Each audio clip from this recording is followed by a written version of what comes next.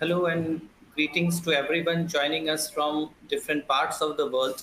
Myself, Dr. Deepak Parchwani, and it is my privilege to serve as a coordinator of APFCB webcast and e-learning program. On behalf of the Asia Pacific Federation of Clinical Biochemistry and Laboratory Medicine, I extend a warm welcome to all our participants. Thank you for joining us today and put your keen interest in advancing laboratory medicine. The APFCB webcast and e-learning program was initiated to foster knowledge, sharing and professional development across our global community. Through this platform, we aim to bring expert insights, latest advancements, and meaningful discussions that contribute to the growth of laboratory medicine. In this initiative, Quiddle Ortho serve as our knowledge partner. To guide us through today's session, it is my pleasure to introduce our esteemed moderator, Dr. Professor Okawa. He is a professor at the Department of Clinical Bioanalysis and Molecular Biology, Graduate School of Medical and Dental Science, Institute of Science, Tokyo, Japan. His research focuses on novel biomarkers of cardiovascular risk, HDL diversification mechanism, and red blood cell lipid metabolism. He holds key roles in several Japanese laboratory medicine societies and has served on the IFCC Task Force for Young Scientists. Dr. Kawa is a distinguished expert in the field and has been actively contributing to laboratory medicine through his research, leadership, and educational initiative. With that, I now invite Dr. Okawa to take over and lead us through today's session. Thank you. Dr. Okawa, please. Thank you for introduction, Dr. Deepak. Hello, everyone. I'm Ryunosuke Okawa. And on behalf of the organizing committee, I would like to extend a warm welcome to all of you. We sincerely appreciate you taking the time to join us today. So now, without further ado, let's move on to the presentation. So let me introduce about first speaker. The first speaker today is a distinguished academic and researcher from Bosnia and Herzegovina. Please join me in welcoming Professor Nafisa Serdanovic.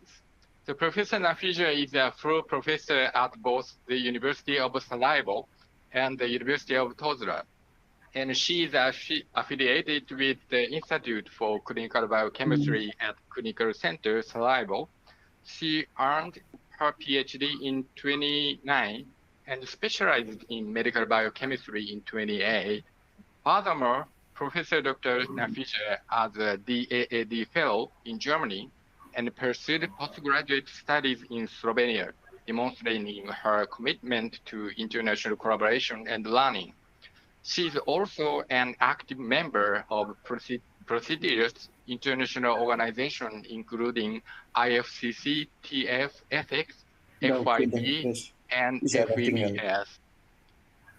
So today, she will be presenting on the topic of the homocysteine and lipid values in patients with stroke and vascular dementia. So Professor Nafisa, the floor is yours.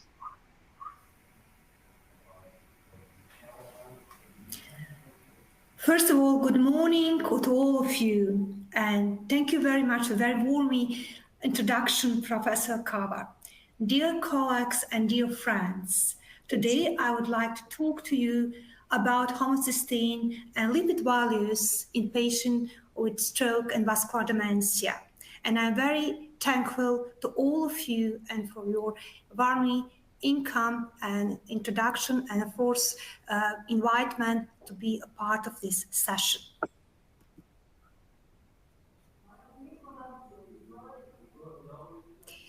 First of all, when we are talking about homocysteine, as we know, it is one of the amino acids that is normally produced by methionine, but it is in 1932 first described in works of Butt and Winograd, who synthesized it by action of strong concentration acid on methionine.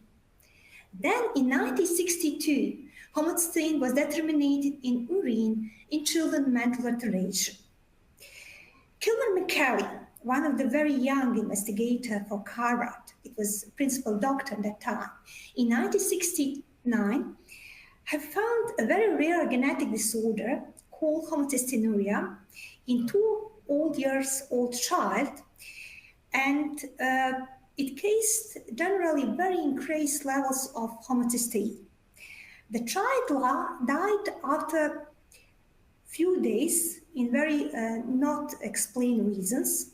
And when he done other investigation, he see that the blood vessels of child were straightly damaged, and that their life would be very likely to the person that was 60 or 90 years old and has a very unhealthy way of living.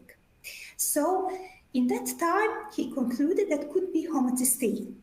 Later on, a few years later, fortunately, several general disorder cystathionine beta synthase was established, which causes homocystinuria and extremely increased concentration of plasma homocysteine. In the last years, it is established that is a homocysteine, one of the independent risk factor that could be associated with increased risk of coronary artery disease, stroke, thromboembolism in people that were younger and even has a normal cholesterol levels. In nowadays, we are calling homocysteine independent factor in a new cholesterol.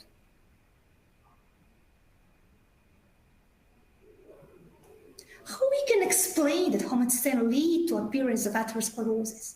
It's mostly explained in 3 ways. It directly affects the homocysteine, the dendritic cell, it means endothel of arteries, living cells, interferences with clotting factors and oxidation of low-density lipoproteins.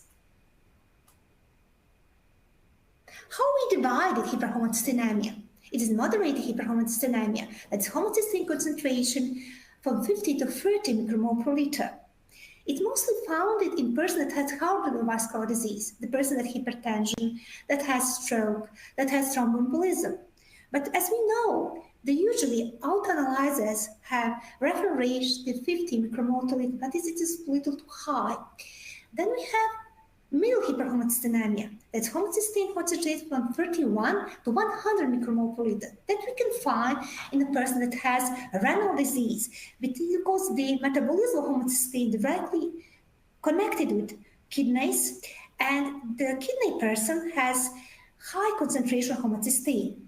Several hyperhomocysteinemia. It is homocysteine that is directly connected with genetic diseases, methylene tetrahydrofolate reductase genetic disorders that could be connected with very high concentration of homocysteine. How we can explain various factors on homocysteine values? It's so genetic, as I say already. It's deficiency of different genes. It is cystathionine beta synthase deficiency, methionine synthase deficiency, methylene tetrahydrofolate deficiency. Cystathionine beta synthase deficiency is connected with the way of metabolism of homocysteine. That's cystathionine beta synthase in the way of transsulfuration, and methionine synthase and methylene tetrahydrofolate reductase, it is directly to aromatylation cycles of homocysteine and methionine. When we're talking about physiological effect, then we can say that homocysteine is different during our ages. It is about 30% lower in children than in adults. And of course, it is a difference between men and women because women has a lower concentration. The lower concentration in women than we are comparing to men population, it be explained because a man's has a higher concentration of creatinine and a woman's has estradiol that are high protected from homocysteine during a time before menopause. In pregnancy, because you have hemodilution effect, we have in third semester falling down the concentration of homocysteine, and of course we have a different concentration of fall during that time. Diet has directly impact to the homocysteine level. Why? Because homocysteine metabolism is directly connected with cofactors that are mainly with race, that's first of all folates and B12, and in transsulfuration way it is B6 vitamin. So the diet directly impacts to the homocysteine level. And alcohol intake could directly impact to the homocysteine level. Then not for when you're talking about pathological changes, it could be renal disease because homocysteine is directly correlated negative to the creatinine and decreasing glomerular filtration rate. Of course, when you have a transplantation patient, then you can rising up the homocysteine level, and some kind of diseases like severe psoriasis and leukemia can increase homocysteine level. When you're talking about different medicals, we can see that oral contraceptive can, of course, reduce homocysteine level, and steroids can increase homocysteine level, cyclosporine increase level of homocysteine, and antifungal agents like methotrexate can increase levels of homocysteine. In one of the studies, I like to show you what is a really reference age that we can expect when homocysteine have not heart attack to our arteries.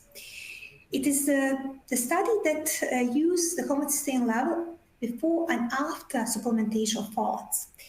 When they take the subject under the age of 30, they have seen that the reference age for the homocysteine is 4,6 to 8,1 micromole per liter. For women aged 30 to 59 years, it's 5,5 to 7,9 micromole per liter. In men aged 30 to 59 years, it was 6,3 to 11,2 micromole per liter, and subject over 60 years in 5,8 to 11,9 micromole per liter.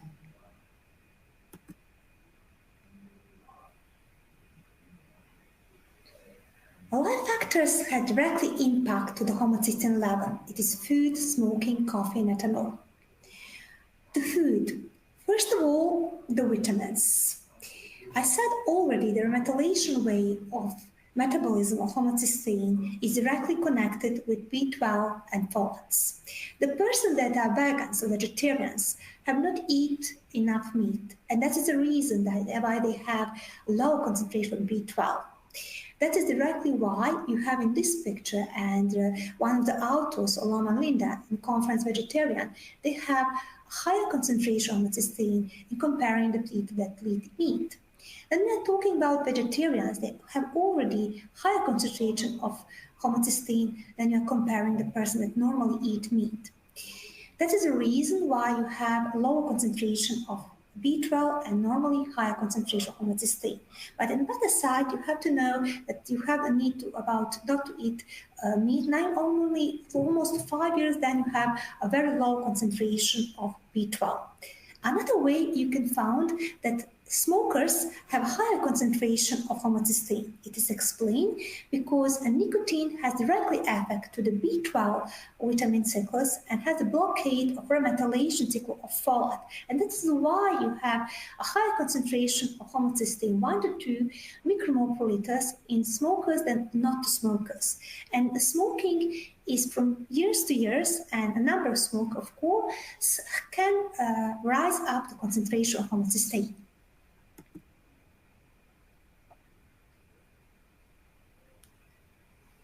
Then other investigators, Cravo and all, found that alcoholics, especially the alcoholics that are long years after alcoholics, during the metabolism of acetaldehyde, can have directly impact to the homocysteine and has a high concentration of homocysteine. It is one reason. The other reason is the alcoholic has a problem with gastrointestinal tract and normal absorption of vitamin B12 and folates, and that's why they have a higher concentration of homocysteine.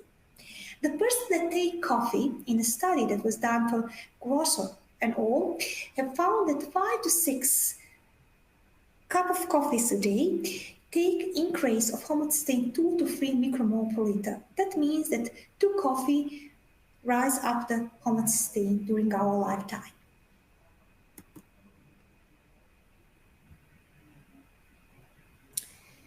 Why I want to talk to you about homocysteine stroke today?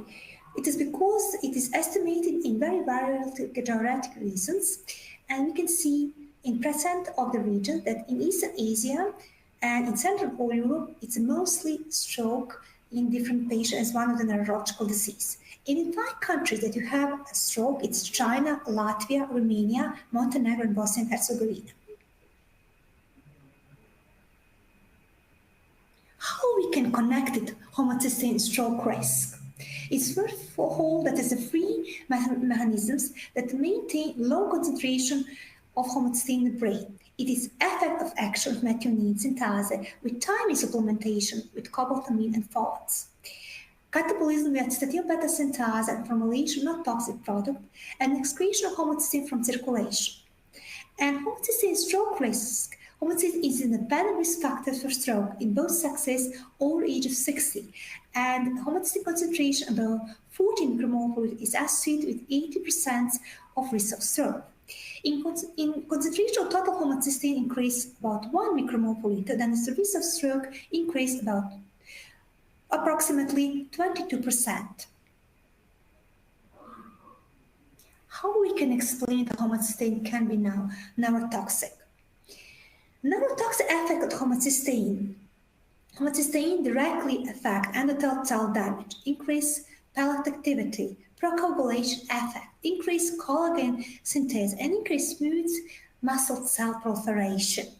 Moderate hyperhomocysteinemia can be caused by inadequate nutrition leading to impaired vasomotor regulation, antithrombotic function, subclinical atherothrombotic damage, and lipid peroxidation.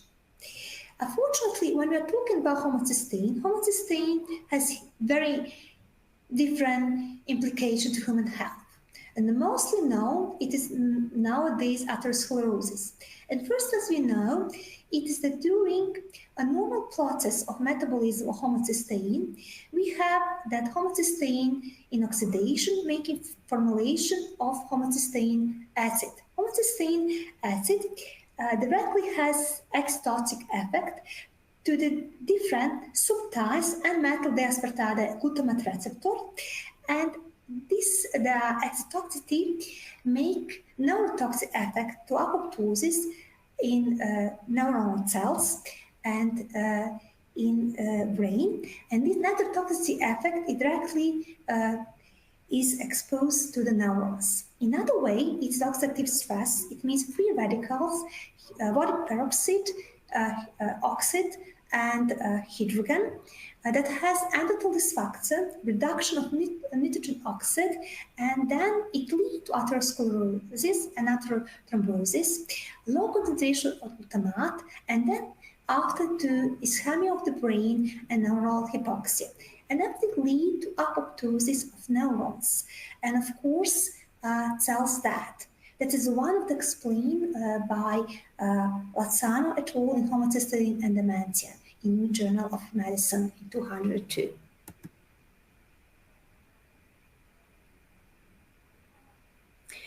In our study, we like to investigate it in research goals, the concentration of homocysteine in serum patients that directly came to the hospital. I have ischemic stroke in acute phase in first 24 to 48 hours of hospitalization. In post-acute phase, after 7 days and 11 to 40 days of hospitalization. And patients suffer from vascular dementia. It was established after ischemic stroke, and it was healthy control group. Besides homocysteine, we made determination, of course, creatinine is one of the factors that we can exclude it, other factors that could rising up to homocysteine. And then we make determination of lipid, folate, B12 vitamin in patients has suffered of ischemic stroke, and in several patients established vascular dementia and control group. Then we make evaluation of correlation between homocysteine concentration and total cholesterol, high-density lipoprotein cholesterol, triglyceride cholesterol, LDL cholesterol, atherosclerotic risk factors, and of course, when further progressive case occurs of ischemic stroke and development of vascular dementia. And of course, the correlation with homocysteine and all vitamins that we make in our investigation, I mean, folate and B12 vitamin. Our all investigation has very high, about 600 patients. First group of those 200 patients came to the hospital with first sem stroke, that we already made determination with a radiological test, means tomography, computer tomography, and magnetic resonance test. And the blood was taken in acute phase in first 24 to 48 hours of hospitalization, then in acute, that was acute phase, and post-acute phase after 7 days and 40 days of hospitalization. And was then the second group. The second group was a 200 patient with diagnosis of vascular dementia. And then was the third group that was 200 patient that has no diagnosis of stroke, not suffer of any kidney disease, heart or vascular disease could increase homocysteine, excluded all factors of drugs, medicals, of any other subject that could be directly influenced with homocysteine. How we measure our biomarkers? We take two analyzers. It was annuity analyzer from Abbott and Rush analyzer, COBAS 501. And we take homocysteine part and active B12 vitamin using analyzer Alinity, Abbott, and we take lipids and creatinine using COBAS 501 by Rush. I'd like now to explain characteristics of our control subjects and our, first of all, hospitalized patient and vascular dementia patients. In the group with ischemic brain stroke, we have patients that has diagnosis with further established diabetes mellitus, 72 of them, hypertension 168, smokers were 74, and alcoholics 60. Then we have vascular dementia group. It was with diabetes mellitus 74, hypertension group was 120, smokers was 50, and 8 was alcoholics. And in control group was 5 and diabetes mellitus, 50 with hypertension, smokers were 10, and 2 have alcohol. The age are mostly the same, that was between 65 and 75 years old. In the next slide, I want to know how we got our results in patients after ischemic stroke in acute and post-acute phase. It was the 3 times that we take a blood from these patients, and we want to know what was the concentration of homocysteine. And besides that, we make determination of homocysteine in patient with vascular dementia and control group. In patient with ischemic brain stroke, we got in first patient income 13.27, then in 7 days 14.81, and patient with ischemic brain stroke after 2 weeks of 60.93. Vascular dementia was 20.39, and around 10.49 we got in control group. When we can see in this slide that comparing to acute to post-acute phase, the concentration of homocysteine rising up from acute to post-acute phase. It is rising up, fortunately, count from first measuring to second measuring in first 7 days, about 1.38, then from first measuring to third measuring after 2 weeks, about 3.26, and between 7 and 40 days, 2.12.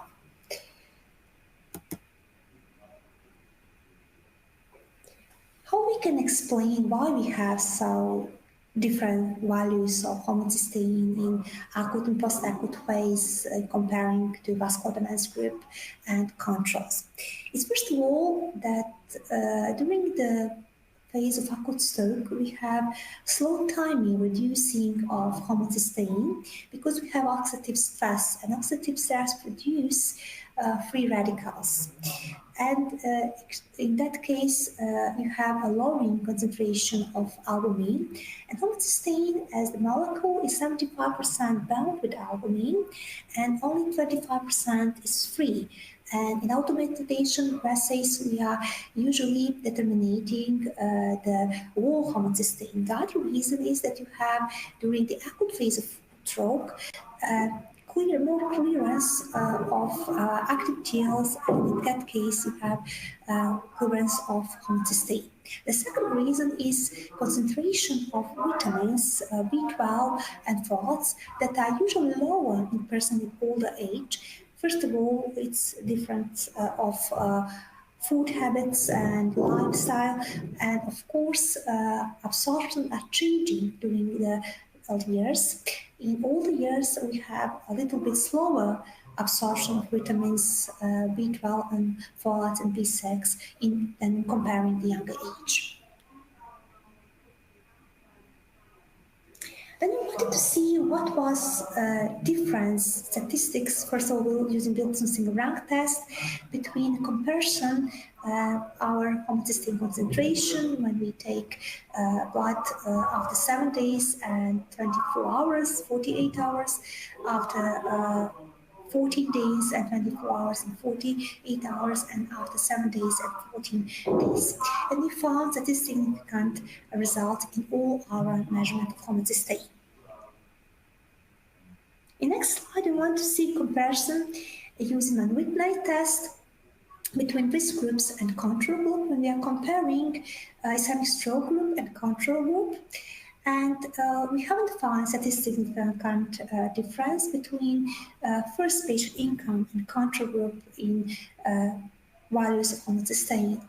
But we have make that comparison between ischemic stroke group and control group after 7 days, and ischemic brain stroke and control group about after 2 weeks, and we got statistically significant difference. When we make statistical investigation between ischemic brain stroke and vascular dementia after 24 hours, 48 hours, and ischemic brain stroke and vascular dementia after 7 days, we got significant difference. Besides that, we have got statistical difference in ischemic brain stroke with vascular dementia after 14 days.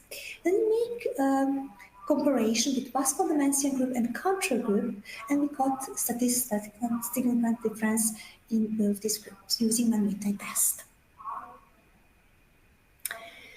In our group results with vascular dementia, we have 52 patients that have extensive one stroke, 32% of patients that had 2 strokes, and 60 patients that had many small ischemic focus with ischemic stroke. That has results showing next picture. And according to experiment correlation test, it was found a statistically significant correlation between number of strokes and correlation of homocysteine in serum with patients with vascular dementia. We have got statistically significant correlation for p-test 0,341.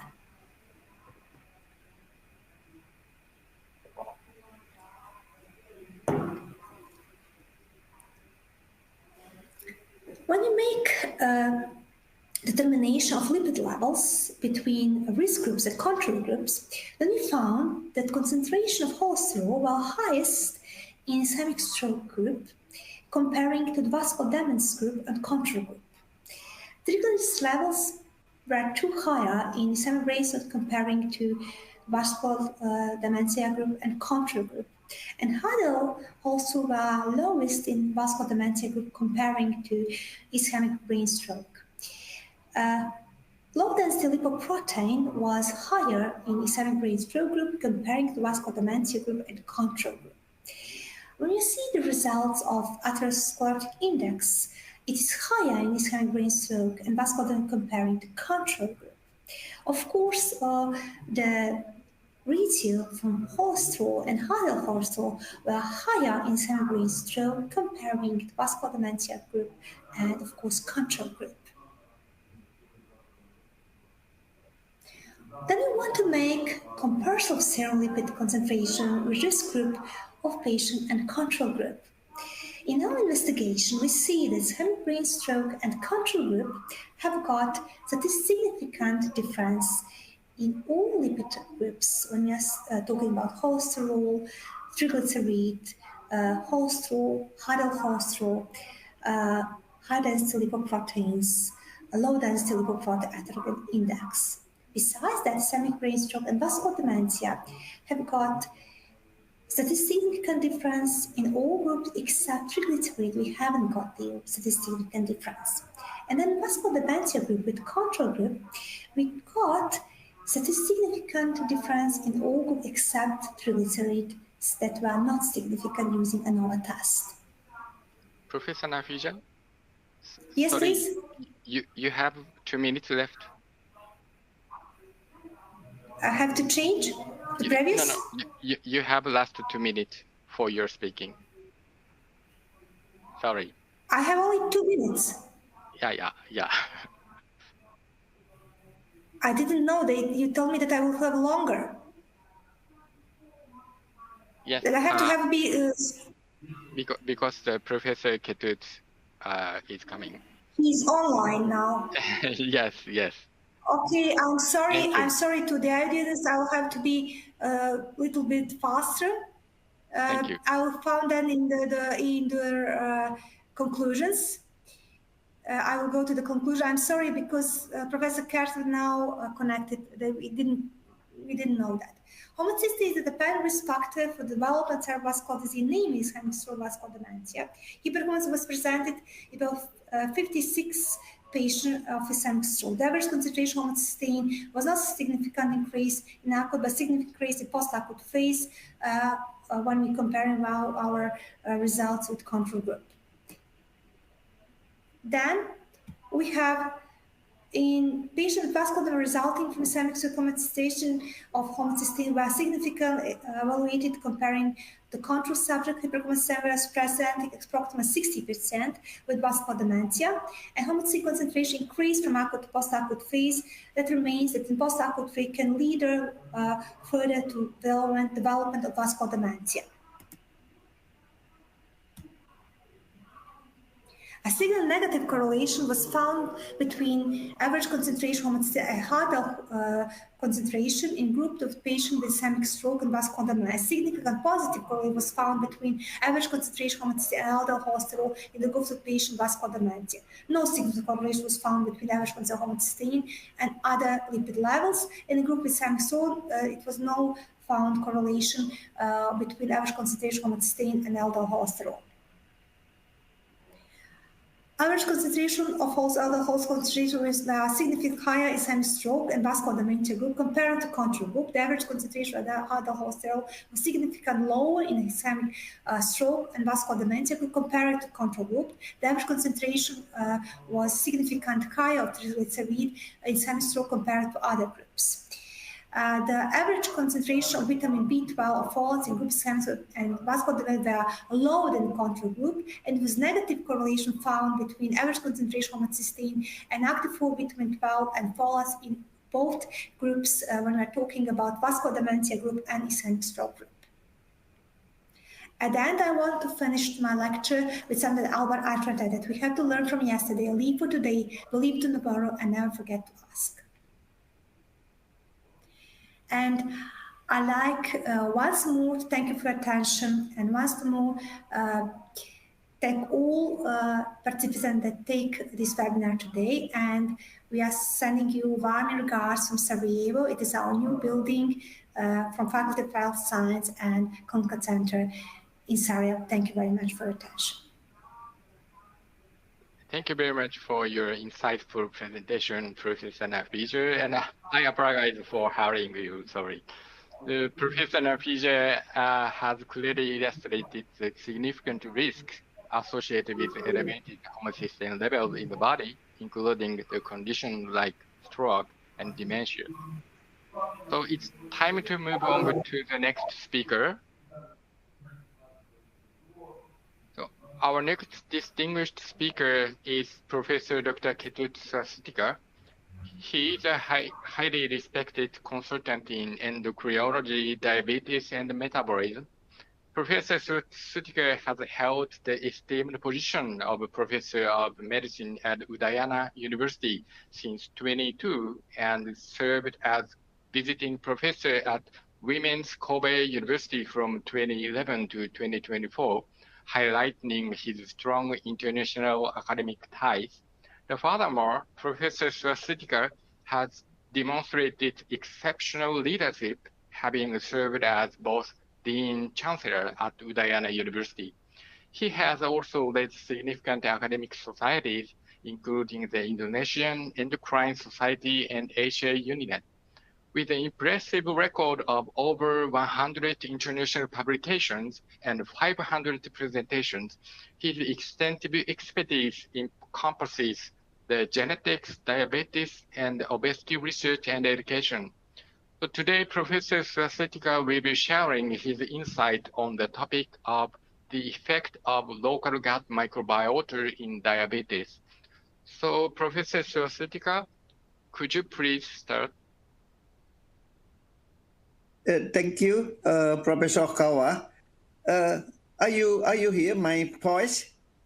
Yeah, I can hear clearly. Okay, thank you once again. Once more, I express our thanks, our gratitude. The first to Professor Kawa. I think it is the second invitation for me, for myself. And then, of course, also our thanks addressed to the committee from the Asia Pacific Federation of Clinical Biochemistry and Laboratory Medicines. Yeah, in this webinar, this very important webinars. My topic in this session is the effect of our local strain gut microbiota in diabetes. The first, I would like to highlight the high prevalence of the diabetes in our country and also in the world. Shortly in our country, 1 of 10 people in adults having diabetes, and also IGT or pre-diabetes, 1 out of 3 people. And so the Indonesia itself and also some of the Asian countries having very huge number of diabetes. And my country is number 5 based on the latest IDF Atlas, including China, India, Pakistan, and also Egypt, Japan. I think 7 of the 10, the most country having diabetes in adult is come from the Asia country. I think the prediction in the next future also still this country also have a very huge number with diabetes. I think this Miller. Okay. In other side, that the pathophysiological of diabetes, especially talking about type 2 diabetes, is very complex. I think so many organs involved in the hyperglycemia, not only insulins, both insulin resistant or defect of the insulin secretion, but so many organs, and include one focus in this meeting is the colon or biome or microbiota in the gut. Now we talk about the little bit about the microbiota functions. Yeah, we have already known that the microbiota or microbial cells in the body, maybe the amount is trillions, and then much, sometimes we can call that much higher than the somatic enzyme cell itself. And among of the microbiota in the body, most is inhibits in the intestine, especially in the colons.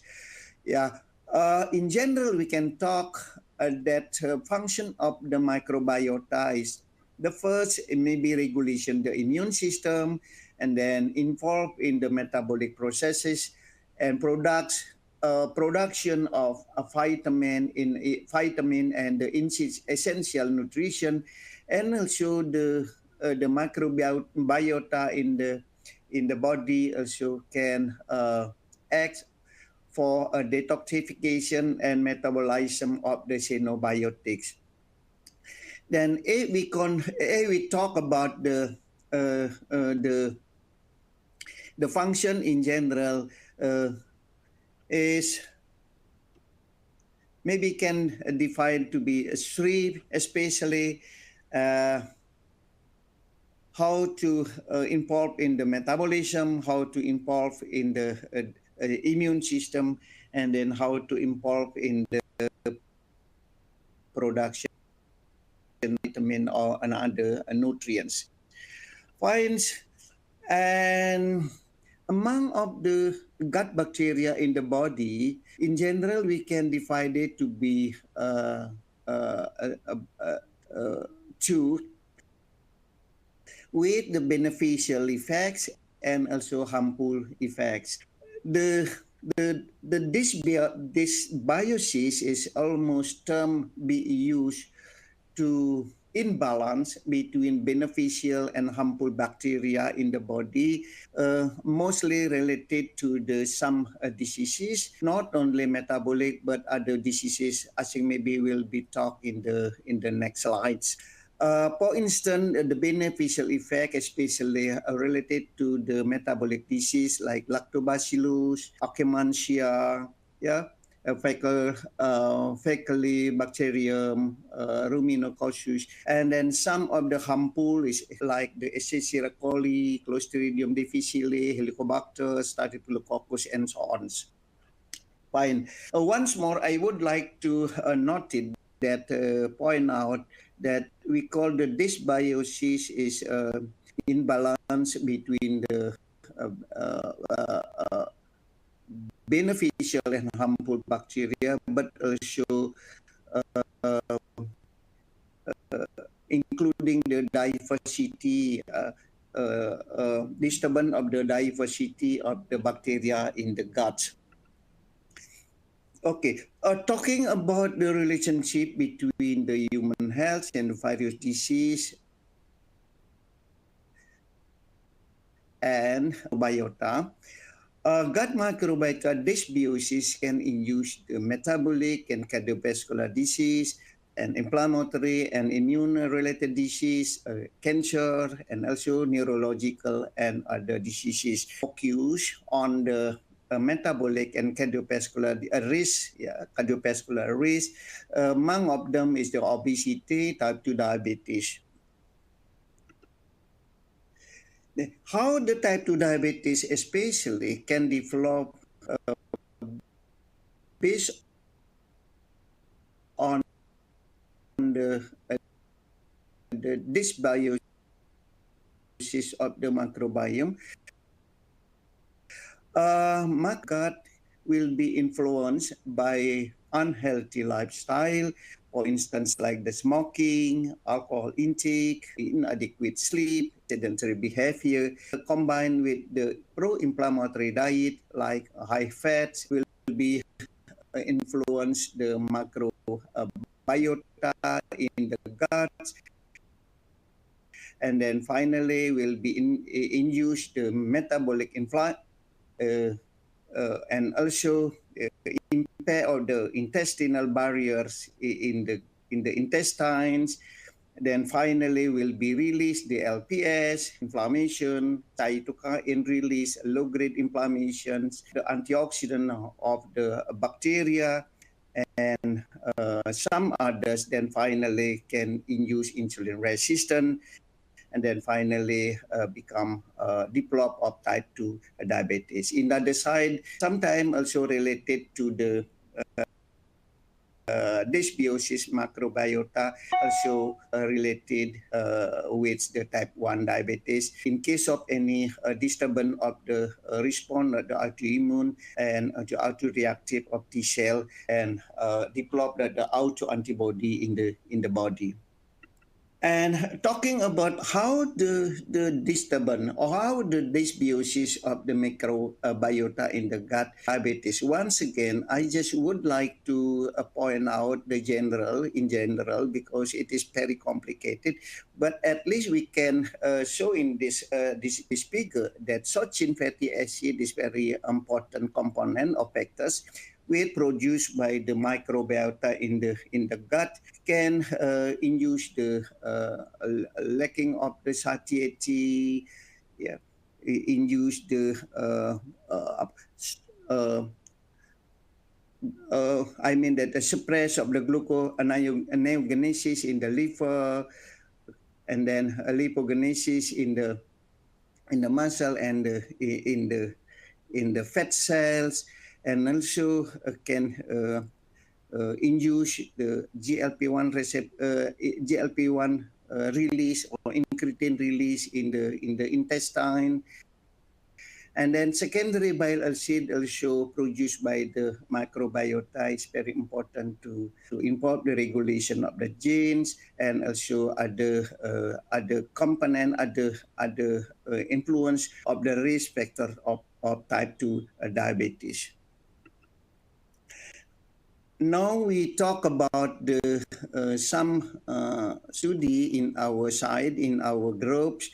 Yeah, the first is I try to talk about such a systematic review and meta-analysis, the role of the probiotic supplementation to improve the glucolipid parameters in individual with pre-diabetes. In this systematic review, in our systematic review, showed that probiotic supplementation was associated with higher reduction in hemoglobin A1C among individual use that individual with pre-diabetes compared to without supplementation of the probiotics. But in this study, showed that the total cholesterol, the LDL cholesterol, HDL, and TG, and also body mass index didn't differ significantly among individual with and without probiotics. Also, no significant difference were observed in the occurrence of adverse events between two groups. And then this study indicate that the efficacy and safety of probiotic supplementation to improve the glycemic parameter in patients with pre-diabetes. And the second systematic review and meta-analysis also from our group that talking about the role of probiotic and symbiotic to treatment for the patient with the gestational diabetes. In this systematic review and meta-analysis showed that probiotic and symbiotic supplementation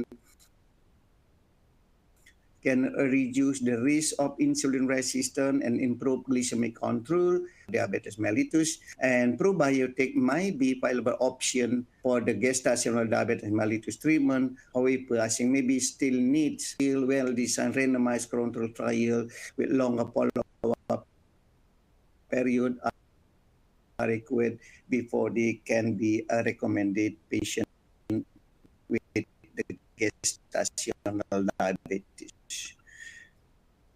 And now we talk about the local strain gut microbiota for diabetes. Our colleagues from the medical faculty also have developed some local strains in our laboratories, namely Lactobacillus rhamnosus, BB81, MM22, and SKG4, and also Weissella confucia F213. Confucia have already tried in one study in the colitis rat using the Weissella confucia F213 actually can prevent the histological damage in the colon in the colitis rats, improve the mucosal barrier integrity, and also showing that the inflammation can be reduced. So very important finding to explain that why the this bacteria, this probiotic, also can imagine can reduce the possibility to develop diabetes, or at least to prevent diabetes, because it can mucosal barrier integrity of the endothelial cells, and also can with both of them very important in the pathogenesis of type 2 diabetes related to microbiota. And the second study by Aresta, that we try to use the three probiotics uh, uh, uh, uh, to look the efficacy on the fasting blood glucose, IR, and body weight in diabetic rat model. The background is Indonesian indigenous probiotic have found to improve some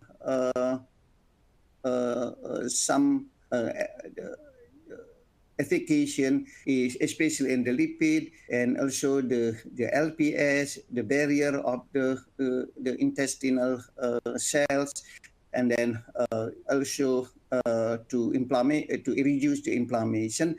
And then finally, we try to know the effect of this bacteria to know the efficacy of the metabolic effect, especially on the glucose, the insulin resistance, and also the body weight, in the diabetic rats. And then the method is 16 female Wistar rat are induced with the diabetes using streptozocin and fed by high fats and high sucrose fats. And the rats were spread into 4 groups. 3 of the macrobiota, and then 1 group is the control ones. The result is one of the macrobiota should lower the fasting blood glucose, but another no. The same microbiota also lower the insulin, especially, but in overall, all microbiota can reduce the insulins, and finally also can look the insulin resistance will become better. And LPS itself, LPS is can be say nearly all of the microbiota not suppress LPS significantly, but finally the body weight also can lower nearly all of the bacteria. So the conclusion of the study is the admission of the L-rhamnosus could improve fasting, blood glucose, can improve the HOMA-IR, insulin resistance, reduce body weight, and without suppressing of the LPS. Reduce the body weight also very important to point out, because the body weight is one of the most important risk factor for diabetes itself. And the second study is using the Weisella confusia to know the, I think maybe similar effects on the previous study also in the diabetic Wistar rats. Yeah. The study is after rats have already suffering from the diabetes, and then supplemented by the probiotics for 2 weeks. And the result of this study is the population of the Weisella confusia actually have already increased in the colons, and also the effect of the probiotic or the second weight also not difference. Yeah. And result of the metabolic effects, and also insulin resistance in this trial, that any between pre and post intervention, there is improvement of fasting blood glucose in these groups, and also significantly increase in LVS in the control groups. Our conclusion in this slide is, which is a confusion, F213 decreased fasting blood glucose, insulin resistant, and suppress LPL level without affecting body weight, TNF alpha, and serum weight in diabetic rates. Quantitative RT-PCR detected statistically significant population in the red fecal sample, which is confusion. F213 could be promising a candidate as a adjuvant treatment for diabetes. And what can I take home message? Conclusion in our talking, gut microbiota is an important role in glucose metabolism and the development of diabetes. Supplementation of probiotic containing beneficial microbiota can improve glycemic control in pre-diabetes and diabetes, and our local strain of probiotic can also reduce body weight, improve metabolic and inflammatory parameters in diabetic rats. Thank you very much for your attention, and once again, thank you very much for organizing committee and Professor Okawa. Thank you. Thank you very much for your fantastic presentation, Professor Suasutika. Professor Suasutika presented compelling evidence on the remarkable benefits of the microbiota supplementation for diabetes. So we will now proceed with the question and answer session. So if you have any question, please put your question into the chat box.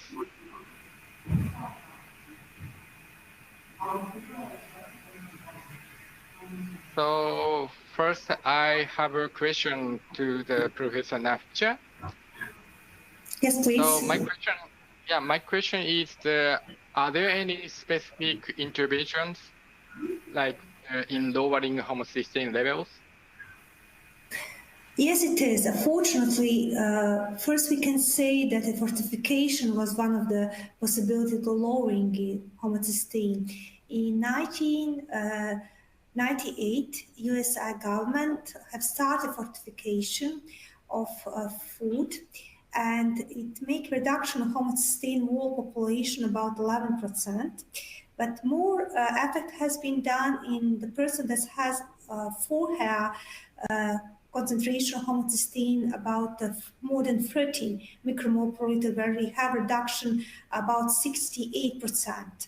And that's the reason, as you see, one of my first slides, where we have a stroke that are lower income of the stroke in the United States when we are comparing to other countries.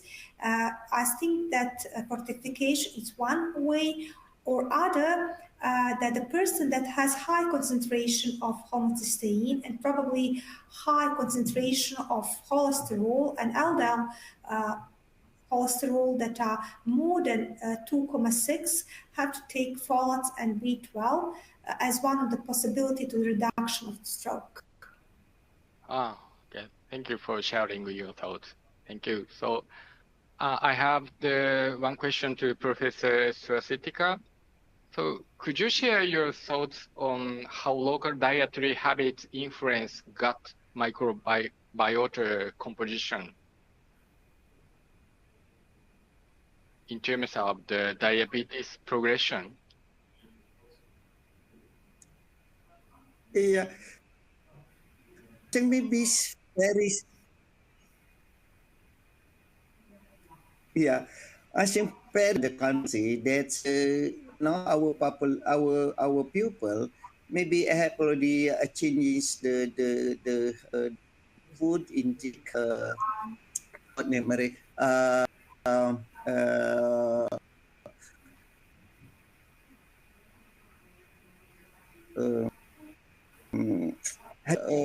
traditional food become junk food like this ones. You know that even I'm children, when I'm a boy, for instance, we take, I think, enough food, enough vegetables, a lot of vegetables, and also uh, enough fish, for instance. But now is the food is very, very different. Maybe one of the changing of the food intake, a kind of the food intake, maybe one of the important how the food influence the microbiota in the gut and also in diabetes in our countries. Yeah. Oh, thank you very much. I agree it's important in terms of prevention. Thank you. So although we have a lot of questions, but we don't enough time to receive another question. So once again, I would like to express my sincere gratitude to our two distinguished speakers for their excellent presentations. So we are also deeply grateful to all of you for your participation. And in addition, please remember to get your certificate. You can download it by clicking. And now it's my pleasure to hand over the proceeding to the Dr. Deepak.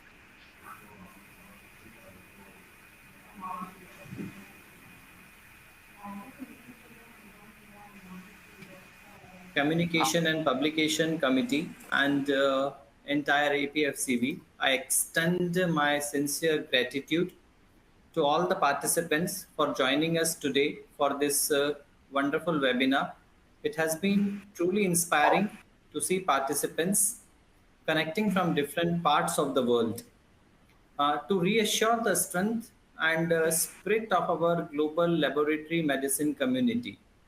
And a special thanks to our esteemed chairperson, Dr. Okawa, whose expertise and thoughtful guidance ensured the smooth conduct of today's session. His insight and leadership skills have greatly enriched this program. And we are deeply grateful to our distinguished speakers for their excellent presentations. Professor Dr. Nafia set the tone beautifully with her insightful talk on homocysteine and lipid levels in patients with stroke and vascular dementia, shedding light on an important and evolving area in clinical practice. This was then wonderfully followed by Professor Dr. Ketut, who presented an engaging session on the effect of local gut microbiota in diabetes, offering valuable perspectives on the gut metabolic axis. A heartful thank to both of you for sharing your expertise and time with us. We would also like to express our sincere appreciation to Kujil Ortho for acting as a knowledge partner for the generous support in making this webinar possible. And finally, thank you once again to all the participants for your enthusiastic presence and engagement. We look forward to welcoming you all in our future APFCB webinars. Thank you, everyone.